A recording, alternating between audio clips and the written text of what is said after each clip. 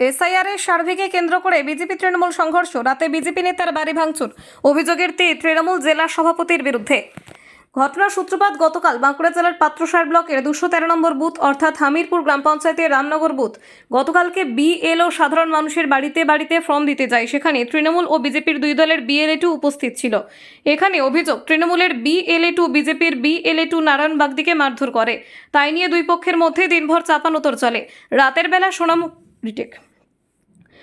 বেলা সোনামুখী মণ্ডল 4-এ যুব মোর্চার সভাপতি অনুপ ঘোষ তার কর্মী সমর্থকদের নিয়ে রামনগরে রাতে যাত্রা দেখতে যায়। অভিযোগ, সেখানে তৃণমূল কর্মী সমর্থকদের সঙ্গে বিজেপির যুব মোর্চার সভাপতি সহ তাদের কর্মী সমর্থকদের ব্যাপক মারপিট হয়, আহত হয় দুপক্ষের বেশ কয়েকজন। ঘটনার খবর পেয়ে সোনামুখী বিজেপি মণ্ডল 4-এর সভাপতি অনুপ ঘোষ সেখানে গেলে তাকেও মারধর করা হয় বলে অভিযোগ। এই ঘটনার পরিপ্রেক্ষিতে রাতেই বিষ্ণুপুর সাংগঠনিক জেলা তৃণমূল কংগ্রেসের সভাপতি সুব্রত দত্ত তার দলবল নিয়ে পাত্রসায়ের থানার হাট কৃষ্ণনগরে বিজেপির যুব মোর্চার সভাপতি স্বরূপ ঘোষের বাড়িতে চড়াও হয়। সেখানে স্বরূপ ঘোষকে না পেয়ে তার বাড়িতে ব্যাপক ভাঙচুর চালায় তৃণমূল।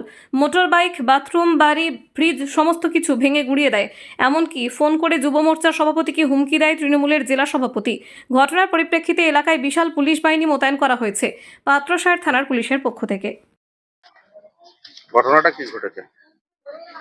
কালকে আমরা যাত্রা শুনতে গিয়েছিলাম ওখানে, দিয়ে ওখানে একটা সমস্যা হয়, ঝামেলা হয় ওদের সাথে, দিয়ে আমাদেরকে ওখানে মারধর করে। কি নিয়ে ঝামেলা হয়? ঝামেলা হয় বলতে আমাদের একটা বিজেপি কর্মীকে ওরা ওখানে মারধর করছিল।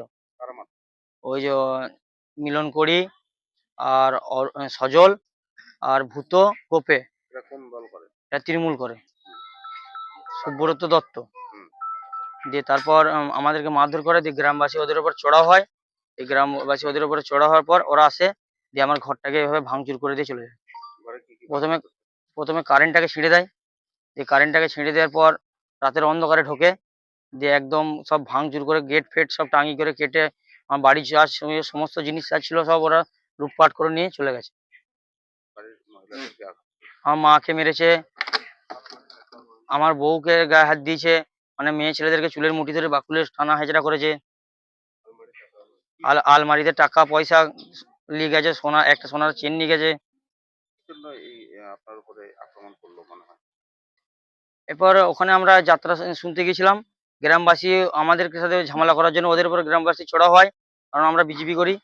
সেই ক্ষেত্রে আমার ঘরটা এভাবে ভাঙচুর করে দিয়েছে এগুলো। কিন্তু শোনা যাচ্ছে যে আপনারাই তৃণমূল কংগ্রেসের কর্মীদের গুরুতর আহত করেছেন, দুজনা হাসপাতালে ভর্তি আছে, একজন আঙুল কেটে বাদ। না, আমরা করিনি, ওটা গ্রামবাসী ওদের উপরে চড়াও হয়, যে তার জন্য ওরা আমাদের এসে ঘরটা ভাঙচুর করে যায়। ওরা অনুষ্ঠানে একটা ঝামেলা করছিল, আর আমার ঘরটা যখন ভাঙচুর করতে জেলা সভাপতি তৃণমূলের সুব্রত দত্ত নিজে পেজেন আমাকে ফোন করে হুমকি দেয় যে তোর মা কোথায় আছিস, তোর ঘরটা ভাঙবে, এবার তোকে ভাঙবো। আমি বললাম যে আমার মাকে মারলে কেন, ফোনটা কেটে দেয়। অনেকে কি খিস্তি করে মাকে, বৌমাকে, বউকে বিশাল মানে নোংরা ভাষায় গালিগালাজ করে, মিলন করি, ভূত। এরা সব কোন দলের? ওরা তৃণমূলের। আপনার নাম? আমার নাম স্বরূপ ঘোষ, আপনি বিজেপির কোন দায়িত্বে আছেন? বিজেপি যুব প্রেসিডেন্ট।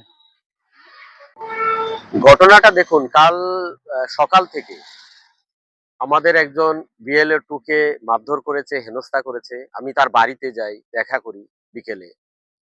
তো এইসব বিষয়কে কেন্দ্র করে একটু উত্তপ্ত ছিল। তো আমাদের যুব মোর্চার মন্ডল সভাপতি স্বরূপ ঘোষ, তিনি নিমাইনগরে গেছিলেন যাত্রা দেখতে। সেখানে তাকে মারধর করা হয়। তো সেখানে মারধর করার পরে তারপরে উনি যখন বাড়ি ফিরছেন, তখন উনি বাড়ি ফিরে এসে বাড়িতে ঢুকতে পারেননি, দেখছেন বাড়ি ঘিরে ফেলেছে। জেলা সভাপতি সুব্রত দত্তর নেতৃত্বে প্রায় ১-১৫০ লোক স্বরূপ ঘোষের বাড়ি ঘিরে ভাঙচুর, তাণ্ডব, লুটপাট, যা জিনিসপত্র ছিল সব নিয়ে গেছে। তার সঙ্গে সঙ্গে একটি তুলসী মন্দির, সেটাও রেহাই পায়নি, যেটা আমরা আগে দেখে এসেছি অন্য অন্য জেলাতে, কোচবিহার, দক্ষিণ ২৪ পরগনা, উত্তর ২৪ পরগনা। সেটা আজকে আমরা সোনামুখী বিধানসভার পাত্রসায়েরে দেখলাম, তুলসী মন্দির ভেঙে দেওয়া হয়েছে। তো তার সঙ্গে সঙ্গে আরেকটা মানে এত অবাক করা বিষয়, স্বরূপ ঘোষ রাজনীতি করছে, জেলা সভাপতি গোপে দত্ত বা সুব্রত দত্ত, ওনার যদি রাগ থাকে স্বরূপের প্রতি, লড়াই স্বরূপের প্রতি করুন, কোনো আপত্তি নেই। কিন্তু ওনার পরিবারের লোকরা কি ক্ষতি করেছে? ওনার মাকে মারধর করা হয়েছে, মেরে ফেলার চেষ্টা করা হয়েছে। স্বরূপকে না পেয়ে 4 বছরের তার বাচ্চা বলছে তোর বাবা নেই, তোকে মেরে ফেলবো। আমি মনে করি ইনি কোনো রাজনৈতিক লোক নয়, ইনি একজন নরপিশাচ। তৃণমূল কংগ্রেস পুরো দলটা নরপিশাচে পরিণত হয়েছে। নইলে রাত 11টার পরে ঘরে ঢুকে মহিলারা শুয়ে আছে, স্বরূপের স্ত্রী শুয়ে আছে, টেনে খাট থেকে বের করা, ওই 4 বছরের বাচ্চাকে মেরে ফেলার চেষ্টা করা, ধরে পাছাড় দিয়েছে, মাকে মেরে ফেলার চেষ্টা করা, এ কোন রাজনীতি? দম যদি থাকে তো লড়াই করো স্বরূপের সঙ্গে, দম থাকলে লড়াই করো বিজেপির সঙ্গে, ফ্যামিলির সঙ্গে কি? পুলিশকে পাশে দাঁড় করিয়ে মস্তানি? আগামী দিনে পাত্রসায়ের মানুষ এই পুলিশকে নিয়ে দাঁড় করিয়ে নেতাগিরি এর বদলা নেবে।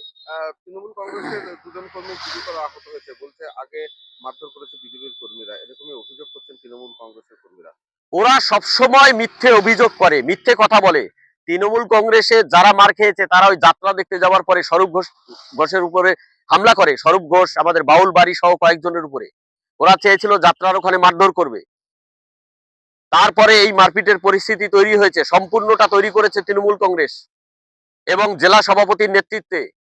তিনি এই হাওয়া গরম করার চেষ্টা করছেন, কিন্তু লাভ হবে না।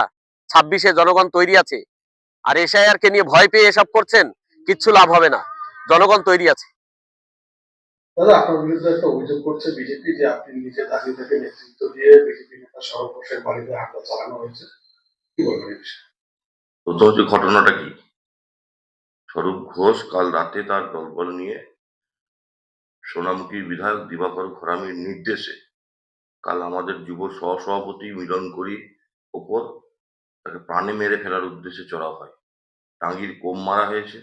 মিলন করিকে, সুফল ঘোষকে, সোনাকে, মিলন করি বর্তমানে মিশন হসপিটালে ভর্তি। তার আঙ্গুল কেটে বাদ দিতে হচ্ছে, এখন তার অপারেশন চলছে। তার পাল্টা তো হবেই, ছাড়ের কোনো জায়গা নেই। কে আছে, কে উপস্থিত আছে, রং চড়িয়ে কথাবার্তা বলে কোনো লাভ নেই।